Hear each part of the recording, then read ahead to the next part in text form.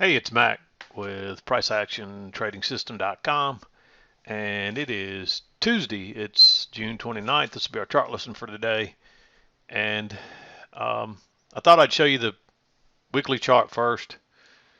And if any of you are new and you're not familiar with this, this is I'm sorry, not the weekly chart, the daily chart. This is not an intraday chart. These are daily bars. And these this is part of our envelope strategy, because I always get that question, what is that, what kind of moving averages? This is a proprietary indicator that we use in some proprietary settings, so to speak, but it's called our envelope. So if you're interested in that, that's what it is. But anyway, I wanted to show you, we've been in this trading range that I've shown you here at these highs, and we fell out the top once, we fell out the bottom a couple of times, we fell out the top, and we finally pushed higher. And obviously you would expect a measured move, and you can see we've got right at that today. So will we turn down from here? We'll just have to see. We could push on through there, but generally these measures, you can see off the bottom, we turned almost to the tick off the measured move off the lows, and so we haven't quite touched that high yet. So maybe we push higher again for another day, and we could just keep going higher. I don't know, but there is going to be resistance right there most likely, and you can see we've already experienced it today. We traded up to it and kind of backed off. So yeah, even on the daily chart, this stuff works, and you'll see the price action is price action. So if you took the label off the chart, you wouldn't know this from a 5-minute chart or a 2,000 tick chart or whatever. So they all look the same basically. So just keep that in mind. But let's switch over to the intraday chart. Actually, before we do that, I wanted to show you how tight these days are getting. Look how small these bars are getting. Look how big they were on some of these days here where we had a couple of real volatile days. But now they're getting real small and real lots of stems on them. Sometimes very strong trends look like that. So it's always possible we could keep going higher here. My guess is we're going to back off this resistance area at least momentarily, even if we're going higher. So, but just keep in mind that a strong trend can start to look like that. And but notice how small the days are getting, and how they're just kind of range type days. We're not closing on the highs or the lows, kind of in the middle. Maybe this day we closed on the high. The rest of the days we're opening and closing somewhere in the middle of the bar. So it's just kind of it's like the price is being squeeze tighter in here. So at some point it'll break loose and we'll have another big day like this. So we could turn down and have a big down day, or we could break through here and take off to the upside. We just have to see, but just keep that in mind. Don't trade on what you're thinking. So anything I'm saying here is just hypothetical. Don't go trading on it, because I could be wrong. Uh, I'm just telling you what normally you can expect to happen when you see this kind of stuff. So the problem with a daily chart is it takes it a little, it's like a battleship versus a ski boat. You can turn a ski boat on a dime, but a battleship, it takes a little room to turn it around. So the bigger your chart gets, the harder it is to turn those around. Just picture the big boats. You're trying to turn a bigger boat here than you would be on an intraday chart. So just want to throw that out there. But here's your intraday chart, and it's just a range day. That's all this is a range day. We traded outside the overnight highs, but we found this resistance up here. And again, that's really the measured move on that range on the daily chart is what we're turning down off of here. And you can see we traded up, went sideways, and then finally trended down a little bit and bounced. You can clearly see this channel working down. You got a break, a couple of legs to a new low, and then we reverse back out of there. If you look, we may get a measured move here. Let's just see what a measured move looks like. You can see where the measured move, we actually went way on past that by a good bit. So in my opinion, really this range was over once we broke lower here. Really right in here. You could, by that time it's obvious this channel was in play. We had the break, and a couple of legs down to a new low. There's not many trades in here. Most of this stuff is untradeable. Just don't try to enter when you start going sideways like this. You would think when we got back to the trend line that maybe you'd get a setup. You got a possible one here. I even marked this one green because we already because we had this failed break higher here that kind of showed that this yellow trading range was still in play. So I wasn't sure if it was, I mean, there's enough room to get out. So I did mark this one green, but I think it's a little risky. But let me start over here at the around 7 o'clock. I mean, even 7 o'clock, I think, came right through this little correction here. And you run up, you get a first entry, you push on up, and you get a second entry short that fails. I marked this one green because really it is somewhat of a breakout pullback. There is some, your resistance is more right across there. So you can see we break out and we pull back and it tests it. But the main reason I like this one is because it's that failed second entry short that's probably going to act like a trap and send this higher.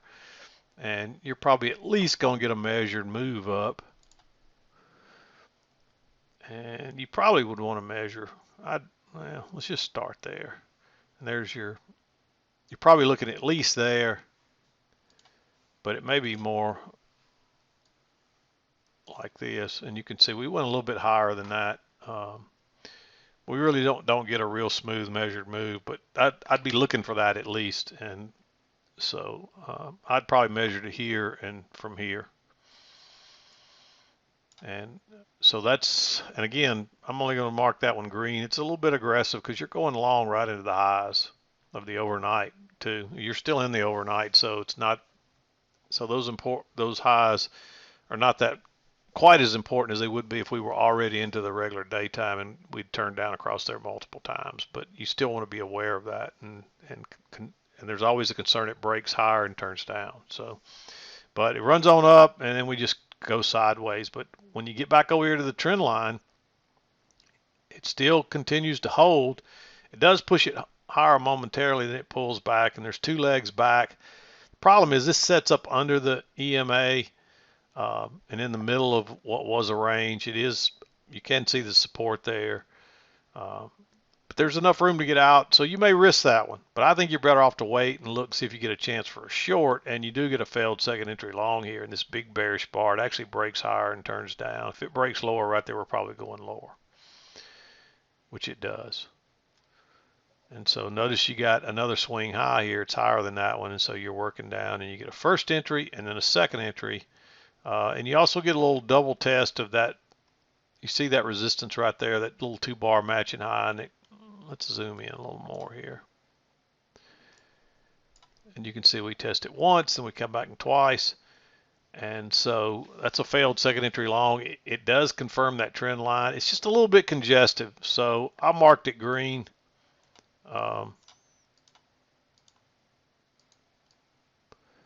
But you may want to take that trade. There's probably enough room to get out here. It's real close back to the lows. That would be the key. You might have to use a limit order here and let it back up some, see if it does.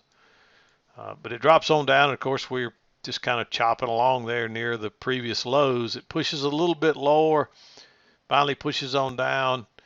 You turn down again off the trend line here, but that's just too congestive. It works, and there is a second entry short there, but I just don't think you want to take that right into that support, right out of all that sideways stuff. Technically, there was a range there, and it looked like that at the time. And you can see, you just don't really want to go short right in that. It doesn't end up mattering, but you don't know that ahead of time. In the end, I think the support was down here, and that was just a midline across there. But it does come back, and again, it gives you a failed second entry long. It looks very similar. It's almost a perfect repeat pattern of this right here. So again, I marked it green. But you can clearly see that channel working down, and that's the first break. So we'll probably try to get a retest of the low, which we do. We actually get a couple legs down. We run down here, and then you get a first entry, second entry. And normally I would tell you to sit tight probably on this second entry, but because it's off that resistance that we've turned down off of so many times across there consistently, with such a bearish bar on the second entry, I think it's worth taking just to try to ride it back to here. And this turns out to be a really good trade, and it drops on down. It's probably the trade of the day. And if you can just get that, if you just catch that one, you're looking at, I mean, that's almost an 8-point move there. So, of course, you probably won't get it all, but if you can get 5 or 6 points out of that, that's great. And then, of course, now you've had your break and a couple of legs down. You actually get an overshoot here as well, and then you try to go lower once, twice, and fails way away from the EMA. This thing's probably going at least back to the EMA if we don't even reverse. And so I like going long there. Again, it's a little aggressive. It's a little congested, but I think you got your congestion, and that's like a little breakout pullback. But more than anything, it's 3 attempts to go lower. That's probably going to trap shorts, and look at it go. Because this is when amateur traders see a move like that, and they're trying to get short down here. And what most amateurs do, they want to see proof that we're going lower. But by the time you see proof, it's too late. You have to learn to recognize when the move is starting, and it's usually going to be after a counter trend move. So you get 2 legs of correction, and that's the place to go short, not down here. The move is over, and you can see clearly there's a short-term trend line down through here, and you're going to try at least twice to make a new low, and that's what happened there, and then it fails and it's gone. But we've already had a break of the main channel here and 2 legs down, and we even had an overshoot. So we still could try to come back, but by this time it was obvious we were going higher. And technically there's a reversal right here. If this wasn't late in the day, that's really a double bottom. So I'd count that as a first entry, second entry, and this one actually closes above the EMA. You really want to see it push through and pull back. So again, it's not even a perfect setup, but it's also a second entry. Notice that high, first entry, second entry. It's a little congestive too, though. So, but normally I might have marked that just right into the 2 o'clock hour. And that brings up another thing I wanted to discuss with you. Yesterday, they've halted, or they've ended the 3:15 to 3:30 halt that they were having. And what they used to do, that was when they would halt the electronic market at 3:30 when the pits closed, and they would use that time to update all the counts for the day's trading and shuffle money around. Well, since the pits, that's really defunct now, and so there's no need for that, so they've thrown that out. So now the market will trade right on into 4 o'clock. So we might be able to start trading a little later than 2 o'clock now. We might adjust that to 3 o'clock. I want to watch it a little while before I commit to that, but I'm thinking, since 2 o'clock now, you got 2 hours before the market closes. And I checked with our broker, and if you're in a live trade going into 4 o'clock, supposedly they'll kick you out at 3:55, and I'm guessing that's what most brokers will do. Some of them might kick you out a quarter till the closing. So I wouldn't take any new trades after 3 o'clock for sure, but you might start trading now into 4 o'clock. Now I'm talking about Central Standard Time times here, because this market trades on Central Time, and I'm trading on Central Time. So all the Chicago markets are Central Time. So all the CME markets are Central Standard Time instead of they're not Eastern Time. Like most of your stocks are Eastern Time. But when we're talking about the CME, the index, equity indexes, we're talking about Central Time.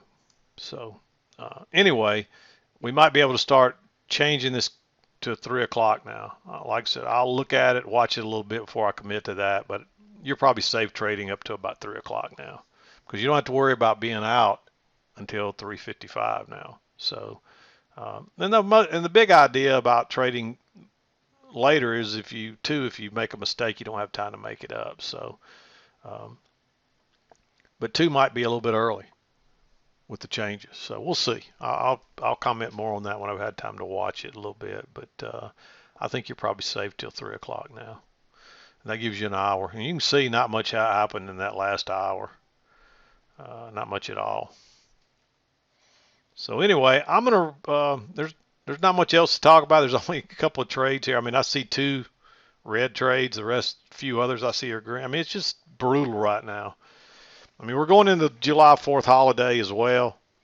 So maybe things will pick up a little bit after the July 4th holiday. I'm not sure what day they're going to celebrate the holiday. I need to look at the calendar. I may just pause it right now and look. Okay, here's the trading calendar. It looks like we're going to have a regular close on Friday, and the holiday will actually be on Monday. So no trading Monday. Friday's going to be a regular trading day, and then the holiday will be recognized on Monday, because Sunday is actually the 4th of July, but they'll celebrate the holiday on Monday. So no trading on Monday. All right, I think that's going to wrap it up. Hope you had a good trading day. We'll be back again to do it tomorrow. I'm done for today. This is Mac with PriceActionTradingSystem.com, and we'll see you next time.